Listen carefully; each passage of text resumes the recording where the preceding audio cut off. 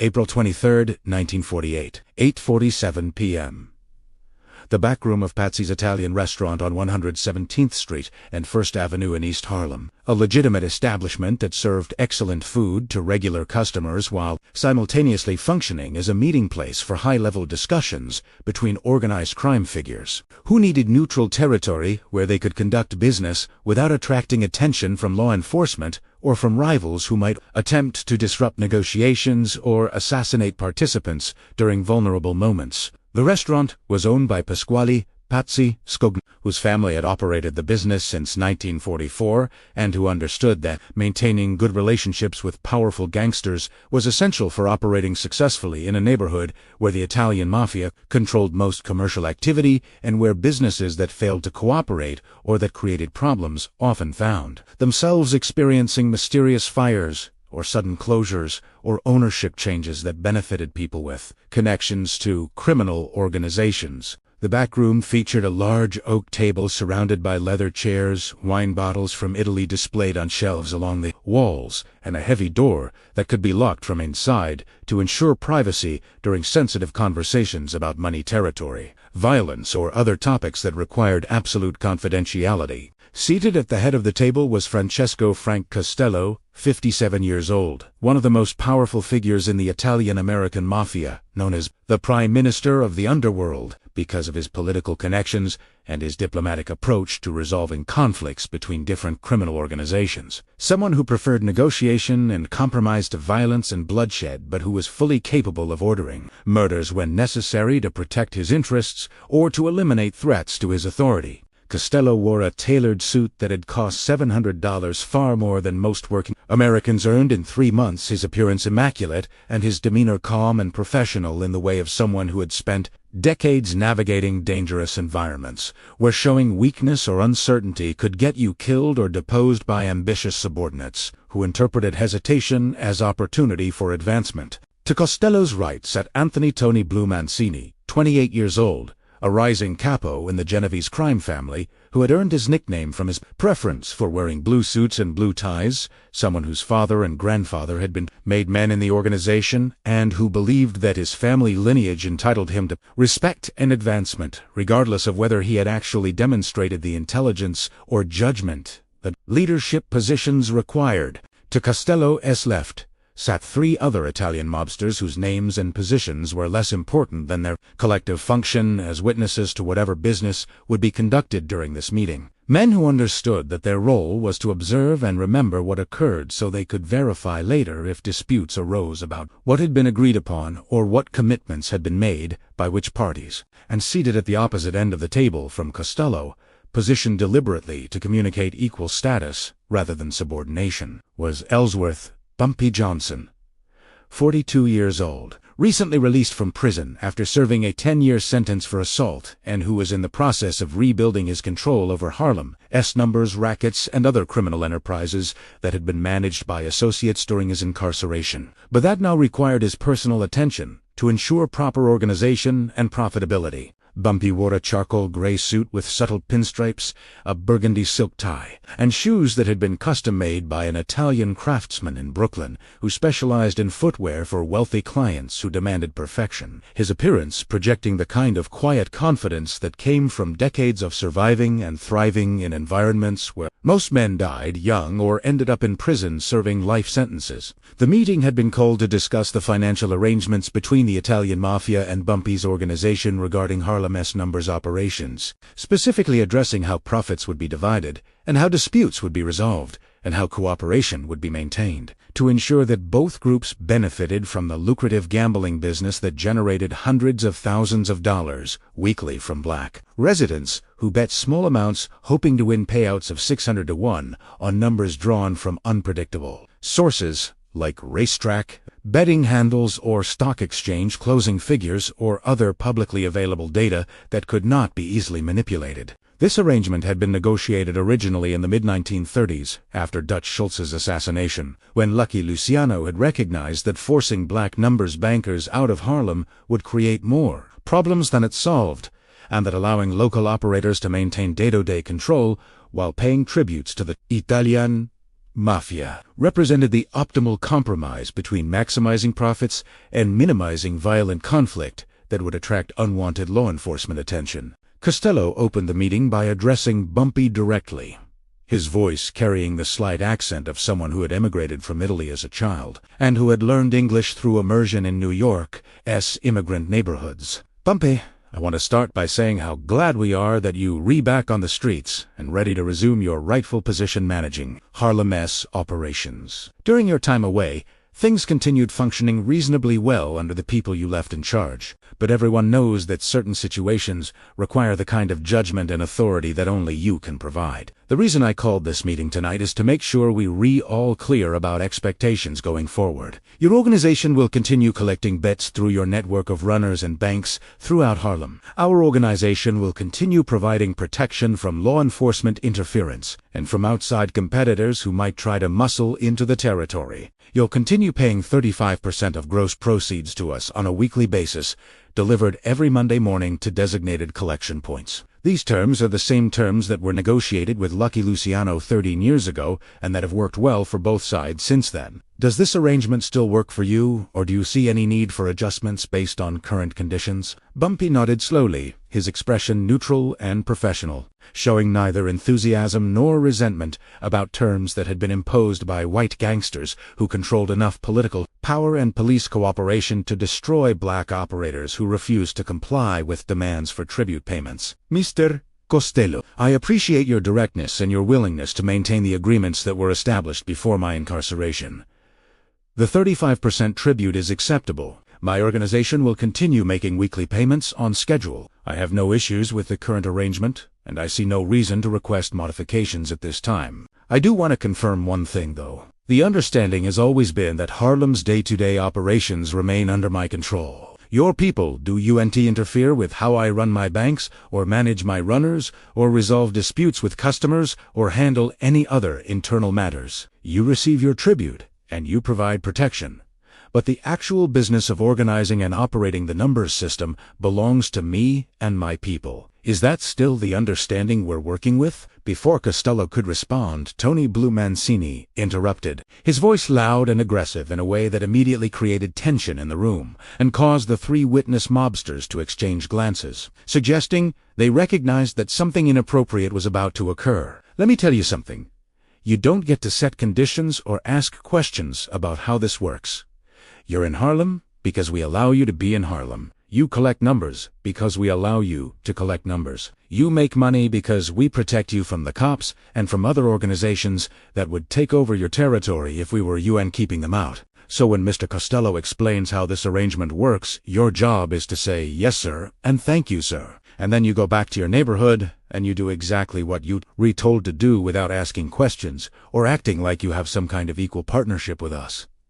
You understand what I'm telling you?" Mancini leaned forward in his chair, his posture aggressive, his face reddening with the kind of anger or excitement that young men sometimes displayed when they wanted to establish dominance or demonstrate toughness in front of authority figures whose approval they craved. The room went completely silent, except for the faint sounds of normal restaurant activity filtering through the heavy door conversations and laughter from customers dining in the main room, completely unaware that a confrontation was unfolding in the back that could determine the future of millions of dollars in illegal gambling revenue and potentially trigger violence that might kill dozens of people if mishandled. Costello's expression shifted from professional neutrality to visible alarm, his eyes widening slightly as he processed what Mancini had just said and calculated the implications of this disrespect to someone who controlled access to Harlem's most profitable criminal enterprises. The three witness mobsters sat, frozen, their faces reflecting a mixture of shock and concern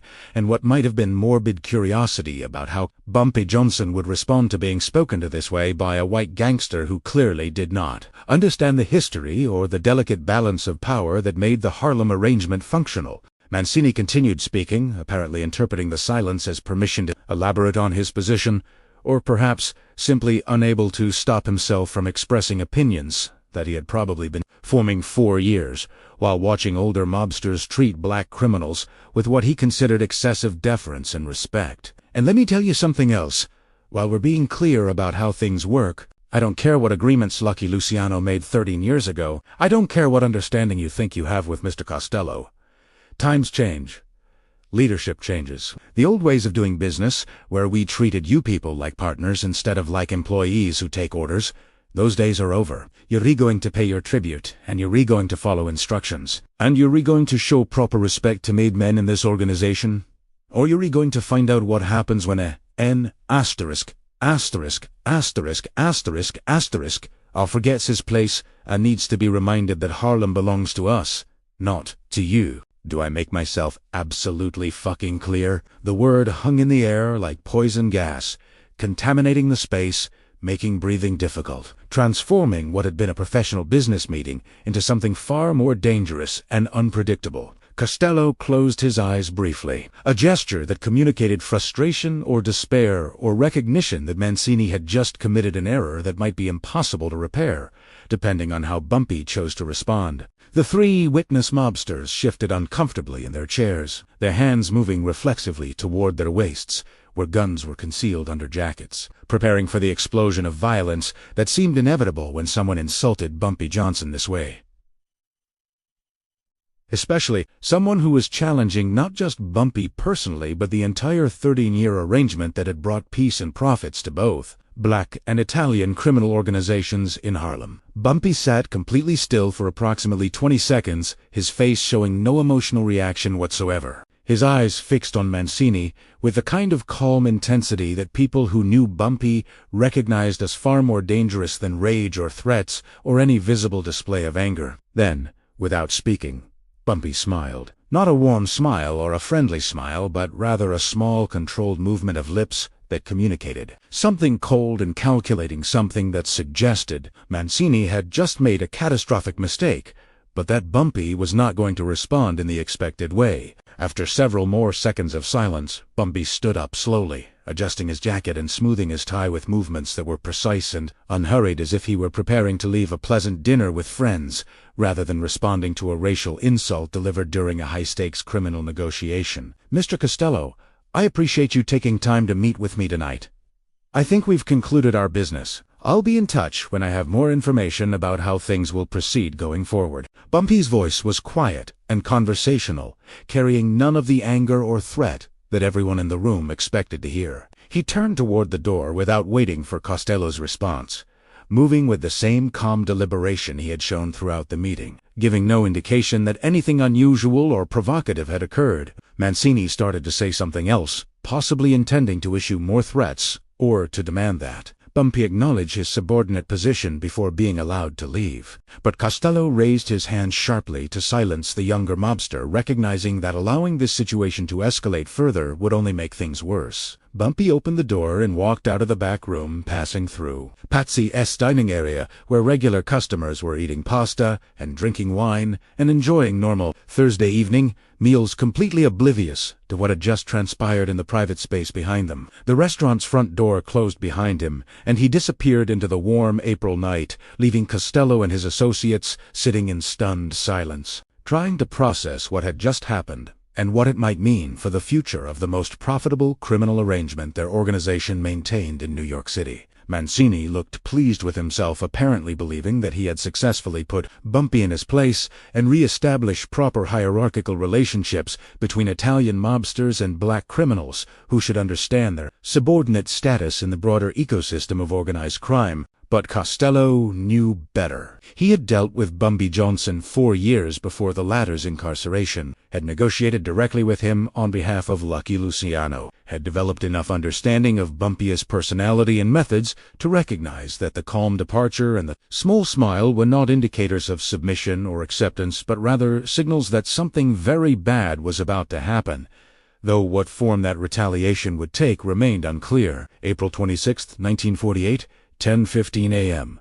72 hours after the meeting at Patsy's restaurant, Frank Costello sat in his office in Greenwich Village, a converted warehouse space that served as headquarters for managing his various legitimate and illegal business interests, reviewing financial reports and making phone calls and handling the routine administrative tasks that consumed most of his working hours, despite the public image of gangsters as violent criminals who spent their days planning murders and bank robberies. The telephone on his desk rang, and he answered it expecting another routine call from an associate reporting on some minor matter requiring his decision or approval, but the voice on the other end belonged to Vincent Jimmy Naples. Napoli, a 43-year-old capo who managed gambling operations in several neighborhoods, and who sounded panicked in a way that immediately captured Costello's full attention because Jimmy Naples was known for remaining calm under pressure and for handling problems independently, without bothering bosses unless situations truly required high-level intervention. "Frank, we have a serious problem with the Harlem collections. None of the money came in yesterday. None of the money came in today.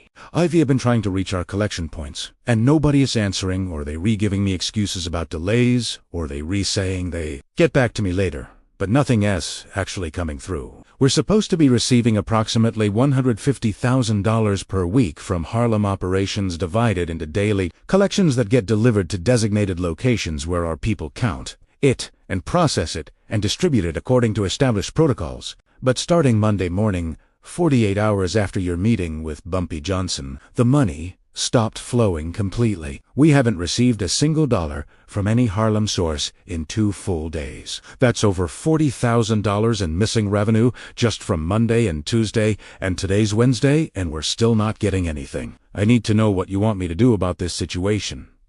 Costello felt a cold sensation spreading through his chest and stomach, the physical manifestation of understanding that the situation he had feared since Thursday night was now materializing exactly as he had anticipated, but worse than he had imagined, because he had expected Bumpy to retaliate with selective violence against low-level Italian operatives, or perhaps with some kind of public confrontation that could be managed through traditional gangster methods of escalation and negotiation. But a complete shutdown of revenue flow was something different. Something more sophisticated and more devastating than simple bloodshed, because it created immediate financial pressure on the Italian Mafia while simultaneously demonstrating that Bumpy's control over Harlem was so absolute that he could stop all numbers activity with apparently no resistance or complications. Costello told Napoli to hold the line and then placed 3 additional calls to other capos who managed different aspects of the Harlem gambling operations, asking each of them whether they were receiving collections from their designated sources.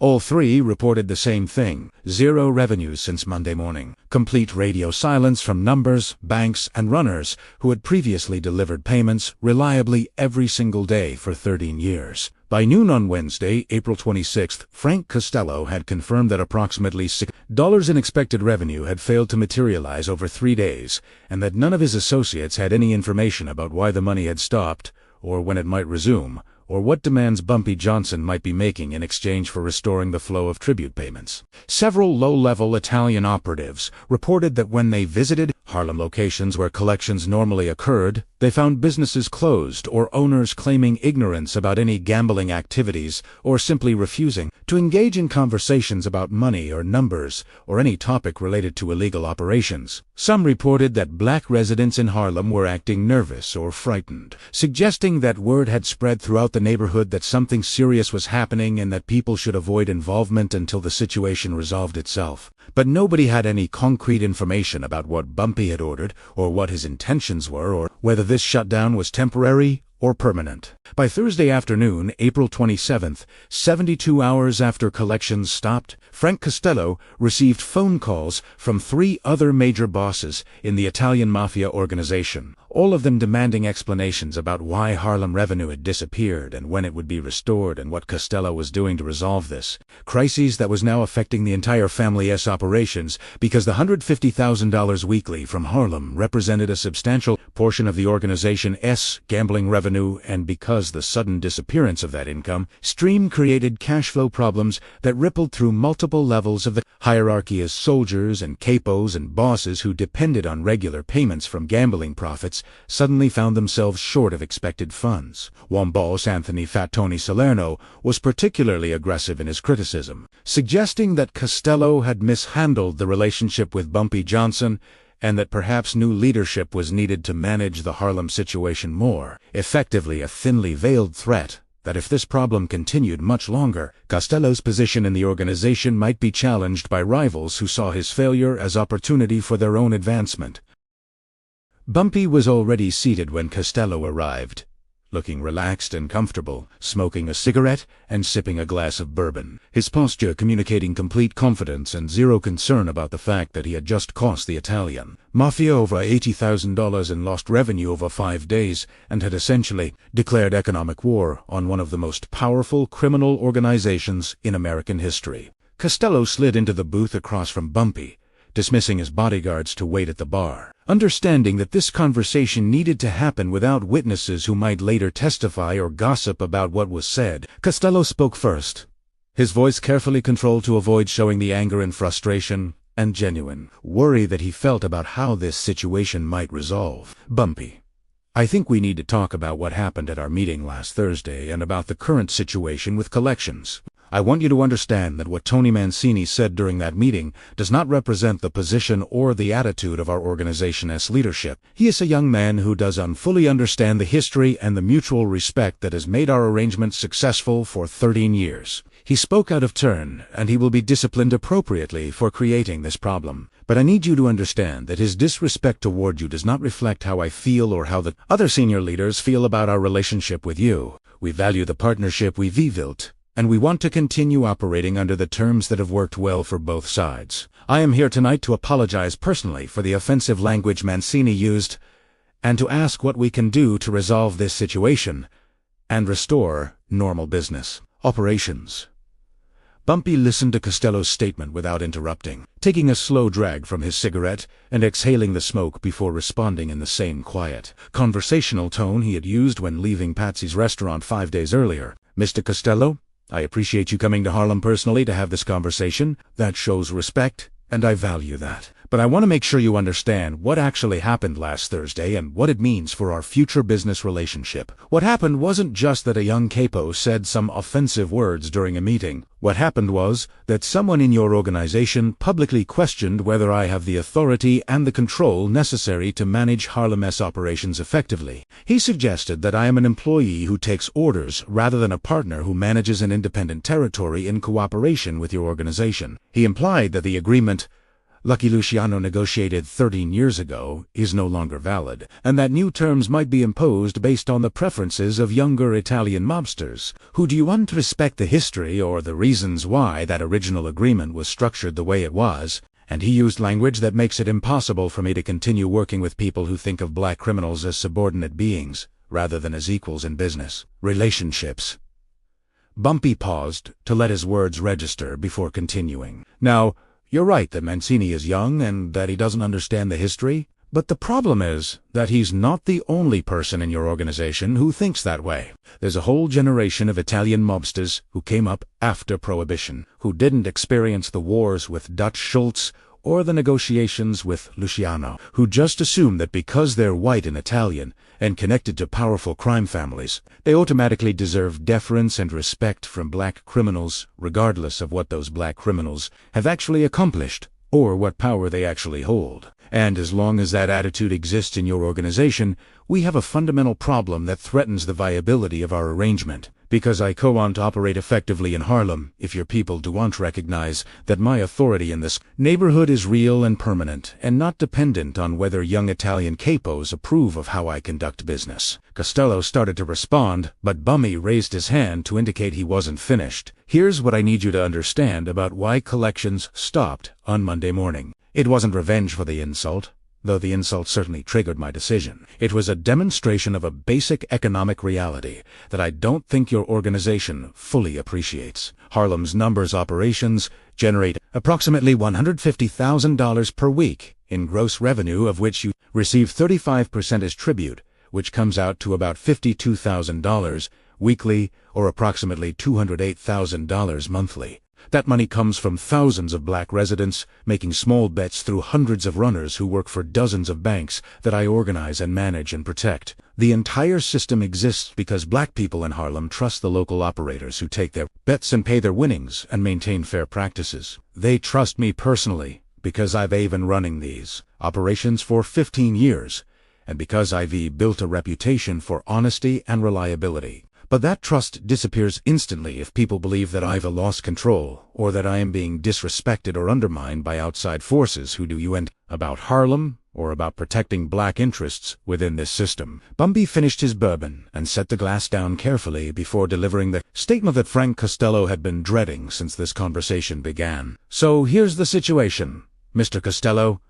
You can kill me if you want. You can send soldiers into Harlem to try to seize control of the numbers banks by force. You can attempt to install Italian operators to manage collections directly without using me as an intermediary. But if you do any of those things, you will never see another dollar from Harlem's numbers operations.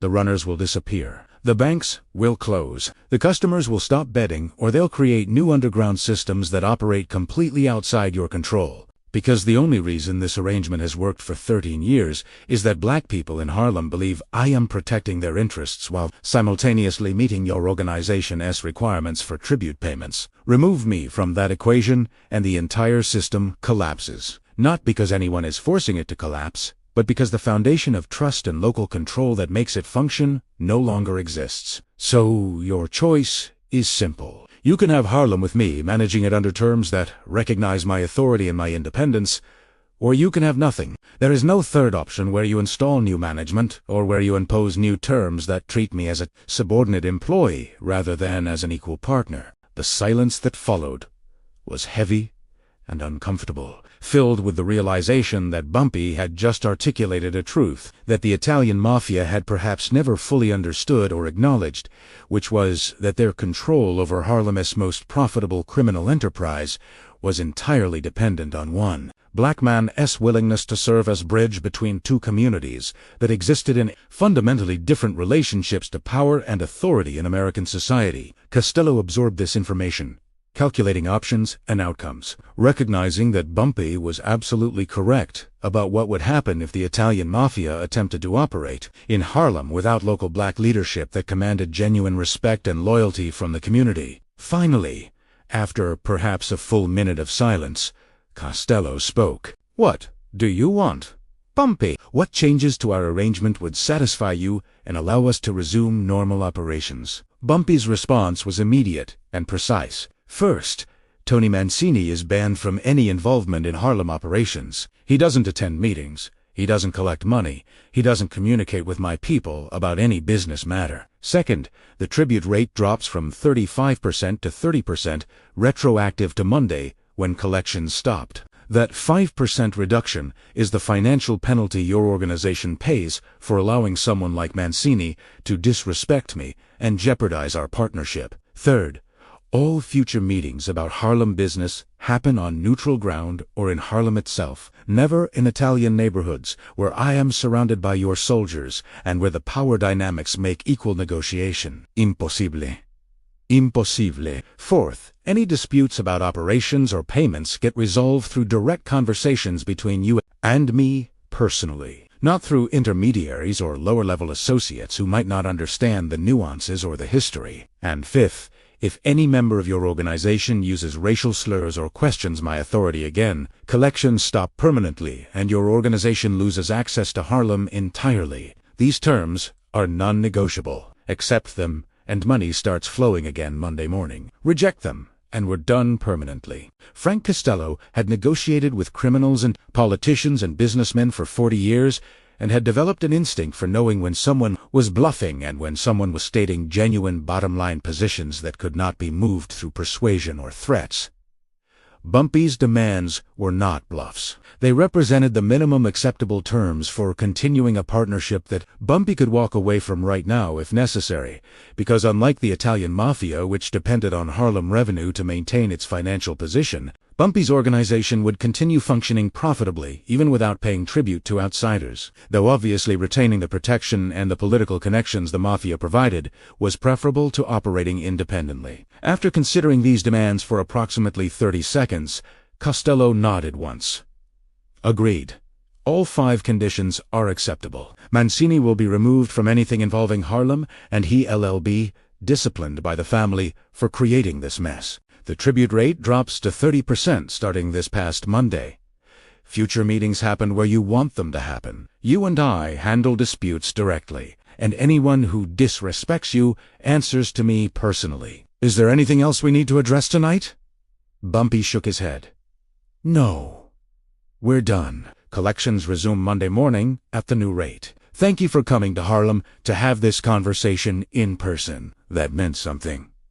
Costello stood off at his hand to Bumpy and left Small's Paradise accompanied by his bodyguards, walking back to his car feeling simultaneously relieved that the revenue problem was resolved and concerned about how he would explain to other bosses that they had just accepted a 5% reduction in tribute payments because a young capo had called Bumpy Johnson a racial slur during a business meeting. But as he thought about what Bumpy had articulated during their conversation, Costello recognized that the alternative to accepting these terms was losing Harlem entirely, and that losing $200,000 monthly in guaranteed revenue was far worse than accepting a $26,000 monthly reduction that still left the organization collecting approximately $80,000 monthly from operations they could not realistically manage without Bumpy's cooperation. On Monday, May 2nd, 1948, exactly 1 week after collections stopped, money began flowing again from Harlem to designated Italian Mafia collection points, though at the reduced rate of 30% rather than 35% of gross proceeds. Tony Blue. Mancini, who had been so confident that his performance at Patsy's restaurant demonstrated strength and proper racial hierarchy, found himself summoned to meet with senior family leaders, who informed him that he was being demoted from his capo position, reassigned to low-level enforcement work, collecting debts from delinquent borrowers, and managing protection payments from small businesses, essentially reducing him to the same status he had held when first joining the organization years earlier. The demotion was accompanied by a beating administered by 2 older mobsters, who explained in graphic detail what happens to young men who jeopardize $1,000,000 business arrangements because they coy and control their mouths or their racial prejudices during important negotiations. Mancini never again attended meetings involving Harlem business, and never again rose above soldier rank in the organization. His career permanently damaged by 5 minutes of racist aggression that cost his family over $80,000 in lost revenue and nearly destroyed the most profitable partnership the Italian Mafia maintained with any black criminal organization in the United States.